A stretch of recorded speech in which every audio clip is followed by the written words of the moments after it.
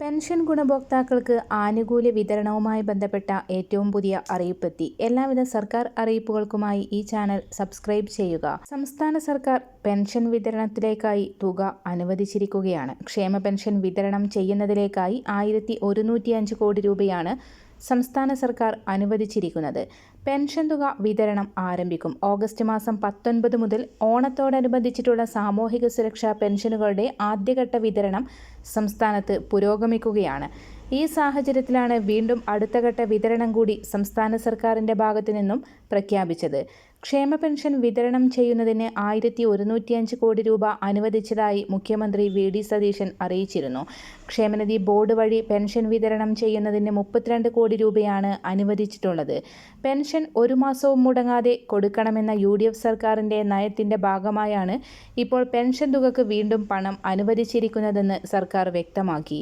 51 ലക്ഷത്തിലധികം ഗുണഭോക്താക്കളുള്ള സാമൂഹിക സുരക്ഷാ പെൻഷൻ നൽകുന്നതിനായി സംസ്ഥാന വിഹിതമായി 951.40 കോടി രൂപ അനുവദിച്ചു. സർക്കാരിൻ്റെ ധനസഹായത്തോടെ ക്ഷേമനിധി ബോർഡ് പെൻഷൻ വാങ്ങുന്ന ഗുണഭോക്താക്കൾക്ക് 6.59 ലക്ഷം ഗുണഭോക്താക്കൾക്കായി 130.32 കോടി രൂപയും NSIP വാർദ്ധക്യ വിധവ ഭിന്നശേഷി പെൻഷനുകളിലെ ഗുണഭോക്താക്കൾക്ക് കേന്ദ്ര സംസ്ഥാന വിഹിതമായ തുകയും അനുവദിച്ചിരുന്നു. ഓഗസ്റ്റ് 31-നകം വിതരണം പൂർത്തിയാക്കും. ഓഗസ്റ്റ് മാസം 19 മുതൽ തന്നെ സർക്കാർ സാമൂഹിക സുരക്ഷാ പെൻഷനുകളുടെ ഭാഗിക വിതരണം ആരംഭിച്ചിരുന്നു. പെൻഷൻ വിതരണം ആരംഭിച്ചെങ്കിൽ പോലും ഒട്ടുമിക്ക ഗുണഭോക്താക്കൾക്കും തുക എത്തിച്ചേർന്നിട്ടുണ്ടായിരുന്നില്ല. ബാങ്ക് അവധികൾ കൂടി പരിഗണിച്ച് പെൻഷൻ കൈകളിൽ എത്തിക്കുന്ന ഗുണഭോക്താക്കൾക്കുള്ള വിതരണം സംസ്ഥാനത്ത് സജീവമാക്കിയിട്ടുണ്ട്. ബാങ്കുകളിൽ തുകയെത്തുന്ന ഗുണഭോക്താക്കൾക്ക് DBT സംവിധാനം വഴിയുള്ള പണം ട്രാൻസ്ഫർ ചെയ്ത സാഹചര്യത്തിൽ ബാങ്ക് അവധിയാണെങ്കിൽ പോലും ബാങ്ക് അക്കൗണ്ടുകളിലേക്ക് തുക ക്രെഡിറ്റ് ആകും. ജീവനക്കാർക്കും അധ്യാപകർക്കും 4500 രൂപ ബോണസും 20,000 രൂപ ഓണം അഡ്വാൻസും, ബോണസിന് അർഹതയില്ലാത്തവർക്ക് 3000 രൂപ ഉത്സവ ഭത്തയും, പാർട്ട് ടൈം ജീവനക്കാർക്ക് 6000 രൂപ അഡ്വാൻസും, സർവീസ് പെൻഷൻകാർക്ക് 1250 രൂപയും, ആശാ അംഗനവാടി പ്രവർത്തകർക്ക് 1450 രൂപ ഉത്സവ ഭത്തയും അനുവദിച്ചു.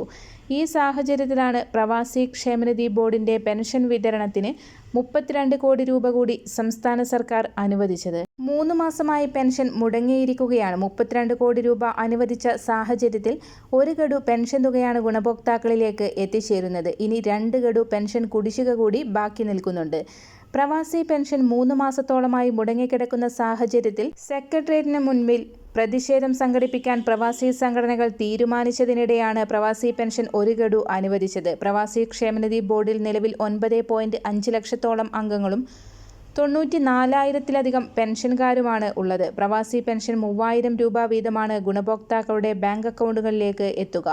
വിവിധ മേഖലകളിലേക്കുള്ള ആനുകൂല്യങ്ങളും കുടിശ്ശികകളും സർക്കാരിൻ്റെ ഭാഗത്തു നിന്നും പ്രഖ്യാപിച്ച സാഹചര്യത്തിൽ ഗുണഭോക്താക്കൾക്ക് വലിയ ആശ്വാസമായി മാറിയിരിക്കുകയാണ്. ഓഗസ്റ്റ് മാസം 31-ഓടുകൂടി വിതരണം പൂർത്തിയാക്കും.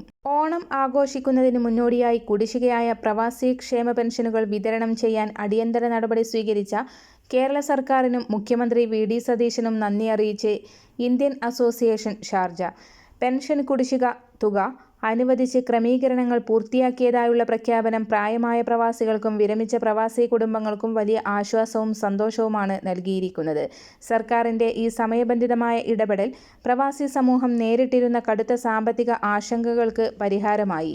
ഈ വിഷയം ഉടനടി ഏറ്റെടുത്ത് ആവശ്യമായ ഫണ്ട് വേഗത്തിൽ ലഭ്യമാക്കാൻ മുൻകൈയെടുത്ത വ്യവസായ മന്ത്രി P.K. കുഞ്ഞാലിക്കുട്ടിയോടും സംഘടന നന്ദി രേഖപ്പെടുത്തി. പ്രവാസി മലയാളികളുടെ ക്ഷേമത്തിനായി പ്രവർത്തിക്കുന്നതിൽ സർക്കാരിനുള്ള പ്രതിബദ്ധതയാണ് ഈ നടപടിയിലൂടെ വ്യക്തമാക്കുന്നത്.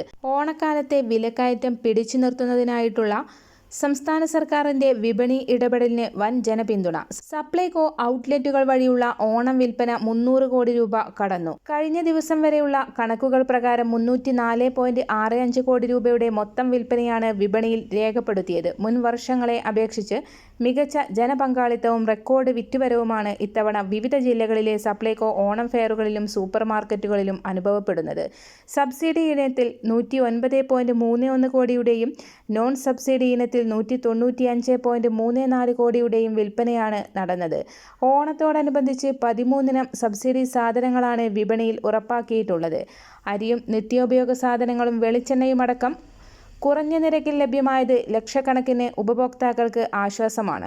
ഇന്ദിരാഗാന്ധി ദേശീയ വാർദ്ധക്യകാല പെൻഷനുകൾ, വിധവാ പെൻഷനുകൾ, ഭിന്നശേഷി പെൻഷനുകൾ, അവിവാഹിത പെൻഷനുകൾ, കർഷക തൊഴിലാളി പെൻഷനുകൾ, ക്ഷേമനിധി ബോർഡുകൾ വഴി പെൻഷൻ തുക സ്വീകരിക്കുന്ന ഗുണഭോക്താക്കൾ എന്നിവർക്ക് പെൻഷൻ തുക മുടങ്ങാതെ എത്തിച്ചേരുന്നതിനായിട്ടുള്ള വാർഷിക മസ്റ്ററിംഗ് സർക്കാർ പ്രഖ്യാപിച്ചിരിക്കുകയാണ്. 5 സാമൂഹിക സുരക്ഷാ പെൻഷനുകൾക്ക് പുറമെ ക്ഷേമനിധി ബോർഡുകൾ വഴി പെൻഷൻ തുക സ്വീകരിക്കുന്ന ഗുണഭോക്താക്കൾക്കും വാർഷിക മസ്റ്ററിംഗ് ബാധകമാണ്. ജൂലൈ മാസം 17 മുതലാണ് മസ്റ്ററിംഗ് ആരംഭിച്ചത്. സെപ്റ്റംബർ മാസം 30 വരെയാണ് മസ്റ്ററിംഗിനായി സർക്കാർ പ്രഖ്യാപിച്ചിരിക്കുന്ന ഔദ്യോഗിക തീയതി. മസ്റ്ററിംഗ് കൃത്യമായി സർക്കാർ നിശ്ചയിച്ച് നൽകിയിട്ടുള്ള കാലയളവിനുള്ളിൽ പൂർത്തിയാക്കാത്ത ഗുണഭോക്താക്കൾക്ക് ഒക്ടോബർ മാസം മുതലുള്ള വർദ്ധിപ്പിച്ച പെൻഷൻ തുകയടക്കം എത്തിച്ചേരുകയില്ല. ഇതുവരെയും പെൻഷൻ തുകയിൽ മുടക്കം വന്നിട്ടുള്ള ഗുണഭോക്താക്കൾക്കും മസ്റ്ററിംഗ് ബാധകമാണ്. മസ്റ്ററിംഗ് പൂർത്തിയാക്കുന്നതോടുകൂടി ഇവർക്കുള്ള പെൻഷൻ പുനഃസ്ഥാപിച്ചു കിട്ടും.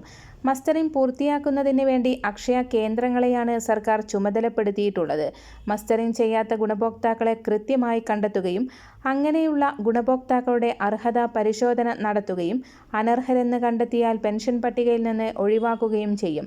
അർഹതാ പരിശോധന നടത്തുമ്പോൾ പെൻഷൻ ഗുണഭോക്താവ് നേരത്തെ തന്നെ മരണപ്പെട്ടിട്ടും പെൻഷൻ ബന്ധുക്കൾ കൈപ്പറ്റുന്നത് ശ്രദ്ധയിൽപ്പെടുകയാണെങ്കിൽ പിഴപ്പലിശ ഉൾപ്പെടെ ഇതുവരെ കൈപ്പറ്റിയ പെൻഷൻ തുക ബന്ധുക്കളിൽ നിന്ന് സർക്കാർ തിരികെ പിടിക്കുകയും ചെയ്യും. പെൻഷൻ വാങ്ങുന്ന ഗുണഭോക്താക്കൾ ജീവിച്ചിരിപ്പുണ്ടെന്നും കൃത്യമായി ആനുകൂല്യം കൈപ്പറ്റുന്നുണ്ടെന്നും സർക്കാരിന് ബോധ്യപ്പെടുത്തുന്നതിന് വേണ്ടിയാണ് മസ്റ്ററിംഗ് ഏർപ്പെടുത്തിയിട്ടുള്ളത്. മസ്റ്ററിംഗ് കൂടി പൂർത്തിയാക്കി ഏറ്റവും പുതിയ വിതരണ ലിസ്റ്റിന്റെ അടിസ്ഥാനത്തിലായിരിക്കും വർദ്ധിപ്പിച്ച പെൻഷൻ തുകയടക്കം ഇനി മുതൽ വിതരണം ആരംഭിക്കുക. മസ്റ്ററിംഗിനുള്ള പ്രധാന രേഖ ആധാർ കാർഡ് തന്നെയാണ്. ആധാറുമായി എത്തി അക്ഷയ കേന്ദ്രങ്ങൾ വഴിയാണ് മസ്റ്ററിംഗ് പൂർത്തിയാക്കേണ്ടത്. വീടുകളിൽ പെൻഷൻ കൈപ്പറ്റുന്ന ഗുണഭോക്താവ് കിടപ്പ് രോഗിയാണ് എങ്കിൽ അങ്ങനെയുള്ളവരുടെ വിവരം വാർഡ് മെമ്പർ അല്ലെങ്കിൽ അക്ഷയ പ്രതിനിധികളെ അറിയിക്കുകയോ ചെയ്താൽ കിടപ്പ് രോഗികളുടെ മസ്റ്ററിംഗും അവർ പൂർത്തീകരിച്ച് നൽകും. ആദ്യഘട്ടത്തിൽ അക്ഷയ കേന്ദ്രങ്ങളിൽ നേരിട്ടെത്തിയുള്ള ആളുകളുടെ മസ്റ്ററിംഗ് ആണ് പൂർത്തിയാക്കുന്നത്. അതിനുശേഷം ഹോം മസ്റ്ററിംഗ് ആരംഭിക്കുന്നതാണ്. ഹോം മസ്റ്ററിംഗ് ഏറ്റവും ഒടുവിലത്തെ ഘട്ടത്തിലാണ് നടത്തുക. സാധാരണഗതിയിൽ എല്ലാ വർഷവും സ്വീകരിക്കുന്നത് പോലെ തന്നെ അതേ നടപടികളാണ് ഈ വർഷവും സ്വീകരിക്കുക. നിലവിൽ പെൻഷൻ ലഭിച്ചുകൊണ്ടിരിക്കുന്ന മുഴുവൻ ഗുണഭോക്താക്കൾക്കും ഓഗസ്റ്റ്, സെപ്റ്റംബർ മാസങ്ങളിലെ പെൻഷൻ തുക മുടങ്ങാതെ തന്നെ എത്തിച്ചേരും. സെപ്റ്റംബർ 30 മസ്റ്ററിംഗിനുള്ള കാലാവധി അവസാനിക്കുന്നതോടുകൂടി മസ്റ്ററിംഗ് പൂർത്തിയാക്കാത്തവർക്ക് ഒക്ടോബർ മാസം മുതലുള്ള പെൻഷൻ തുകയാണ് തടസ്സപ്പെടാൻ പോകുന്നത്. പെൻഷൻ ഗുണഭോക്താക്കൾക്കുള്ള ഹോം മസ്റ്ററിംഗ് സെപ്റ്റംബർ 1 ആരംഭിക്കുക. സേവനം ആവശ്യമുള്ളവർ വാർഡ് മെമ്പറെ അല്ലെങ്കിൽ വാർഡ് കൗൺസിലറെ വിവരം അറിയിക്കേണ്ടതാണ്. തദ്ദേശ സ്ഥാപനങ്ങളിലെ സെക്രട്ടറി നൽകുന്ന പട്ടികയിൽ ഉള്ളവർക്ക് മാത്രമേ ഹോം മസ്റ്ററിംഗ് സൗകര്യം ലഭ്യമാക്കുകയുള്ളൂ. ഹോം മസ്റ്ററിംഗ് സേവനം ദുരുപയോഗം ചെയ്യുന്നത് തടയാനാണ് പുതിയ നടപടി. സംസ്ഥാന സർക്കാർ ജീവനക്കാർക്ക് 2% ക്ഷാമബത്തയാണ് ഈ മാസം അനുവദിക്കുന്നത്. ഓഗസ്റ്റ് മാസത്തെ ശമ്പളത്തിനൊപ്പം ഉയർന്ന തുക ലഭിക്കും. 1 ഗഡു DA നൽകാൻ 60 കോടിയോളം രൂപ അധികമായി വേണ്ടിവരുമെന്നാണ് കണക്കാക്കുന്നത്. ഈ വർഷം ആദ്യം ലഭിക്കേണ്ട ജീവനക്കാരുടെ 1 ഗഡു DA കുടിശ്ശികയാണ്. ഇതാണ് ഓഗസ്റ്റിൽ നൽകുന്നത്. ക്ഷാമബത്തക്കൊപ്പം പെൻഷൻകാർക്ക് ക്ഷാമാശ്വാസവും ലഭ്യമാക്കുന്നുണ്ട്. കേന്ദ്ര സർക്കാരിന്റെ സഹായമായ PM കിസാൻ സമ്മാൻ നിധി യോജനയുടെ അടുത്ത ഗഡു വിതരണ നടപടികൾ കേന്ദ്ര സർക്കാരിന്റെ ഭാഗത്തു നിന്നും ആരംഭിച്ചിരിക്കുകയാണ്. ഇതിന്റെ ഭാഗമായി 27 ലക്ഷത്തോളം വരുന്ന കർഷക ഗുണഭോക്താക്കൾക്ക് വീണ്ടും EKYC പൂർത്തിയാക്കണമെന്നുള്ള നിർദ്ദേശം കേന്ദ്ര കൃഷി മന്ത്രാലയത്തിന്റെ ഭാഗത്തു നിന്നും എത്തിയിട്ടുണ്ട്. PM കിസാൻ സമ്മാൻ നിധിയുടെ ഔദ്യോഗിക പോർട്ടൽ സന്ദർശിച്ച് EKYC പൂർത്തിയാക്കാവുന്നതാണ്.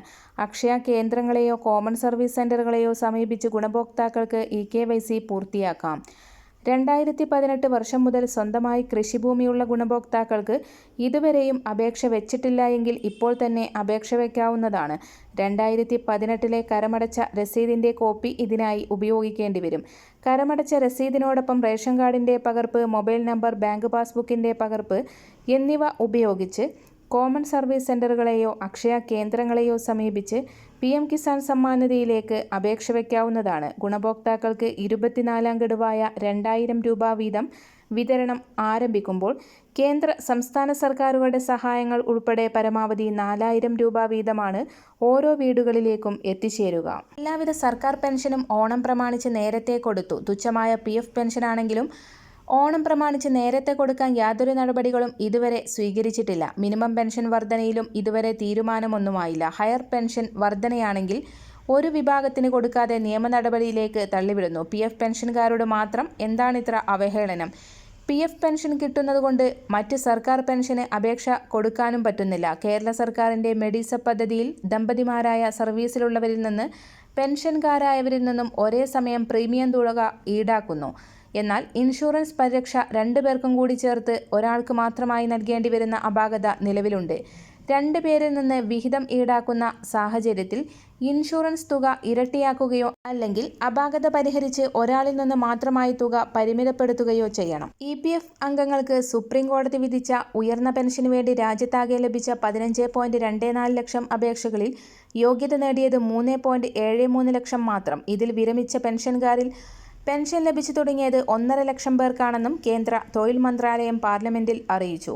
ഉയർന്ന പെൻഷന് വേണ്ടിയുള്ള അപേക്ഷകളിൽ ഇനി തീർപ്പാക്കാൻ ബാക്കിയുള്ളത് 11,595 എണ്ണം മാത്രമാണ്. ഇതിൽ 1,251 എണ്ണം കേരളത്തിലേതാണ്. രാജ്യത്താകെ 85.84 ലക്ഷം പേരാണ് എംപ്ലോയീസ് പ്രൊവിഡന്റ് ഫണ്ട് അംഗങ്ങളായിട്ടുള്ളത്. ഇതിൽ സുപ്രീം കോടതിയുടെ 2022 നവംബർ 4 വിധിയുടെ പിൻബലത്തിൽ യഥാർത്ഥ ശമ്പളത്തെ അടിസ്ഥാനമാക്കിയുള്ള ഉയർന്ന പെൻഷന് വേണ്ടി 17.49 ലക്ഷം പേരാണ് അപേക്ഷിച്ചത്. എന്നാൽ ഇതിൽ 2.24 ലക്ഷം അപേക്ഷകൾ തൊഴിലുടമകൾ EPFOക്ക് ഫോർവേഡ് ചെയ്തിട്ടില്ല.